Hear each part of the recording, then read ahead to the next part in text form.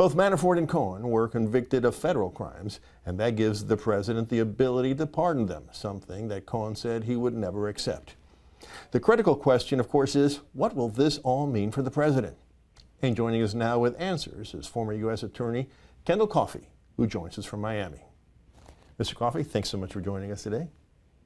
Thanks for including me. Now, Mr. Coffey, could you summarize what happened with Manafort and Cohen yesterday beyond what I said in the introduction? Well, you described it very well. It was a bad news day, no doubt, for President Trump.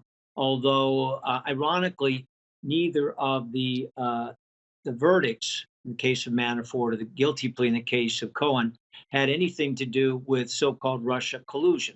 The Manafort issues all occurred essentially before he became campaign manager for Donald Trump and went back a number of years.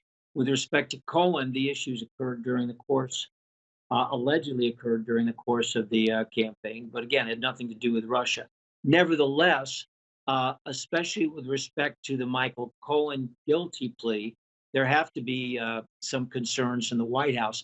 Manafort, up to now, there's no indication that even if he now wanted to cooperate with the government to reduce his exposure to prison time, no indication that he has anything incriminating to say about President Trump, although Manafort was at the meeting at Trump Tower with a representative of the Russian government. So who knows whether there's something about that he might want to offer prosecutors. But with respect to Cohen, it was much more direct.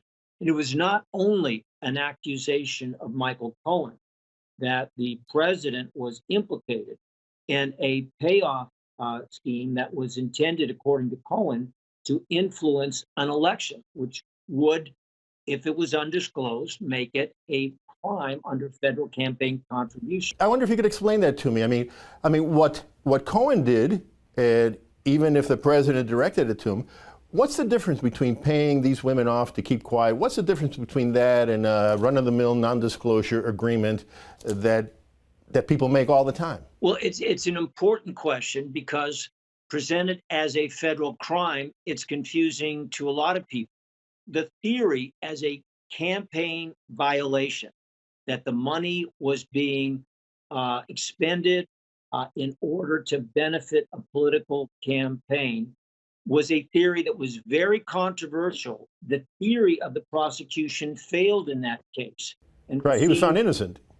And it was widely discredited. Even so now, it's being brought back, apparently aimed at President Trump. And you think about it, does Michael Cohen really care what he pleads guilty to as long as it's something that affects his prison time? So it's one thing to get somebody to plead guilty to a theory of a campaign violation that is, by all accounts, a stretch. It's another thing to prove it in court, which, of course, they failed to do against John Edwards. Well, so as you said, Mr. Coffey, neither of these cases have anything to do with Russian collusion, not even remotely. So what does that say about the special prosecutor's case regarding Russian collusion? Well, they haven't proven it yet. And they've gone a lot of miles. They've interviewed enough witnesses to fill a small football stadium, more documents than you could pack into the Library of Congress, and they still haven't established the thesis of collusion. Doesn't mean they've given up on it. And it may be that that a Michael Cohen or a Paul Manafort or somebody somewhere could still give them what they're looking for. But so far, it hasn't happened, and we've come a very long way in this investigation. All right.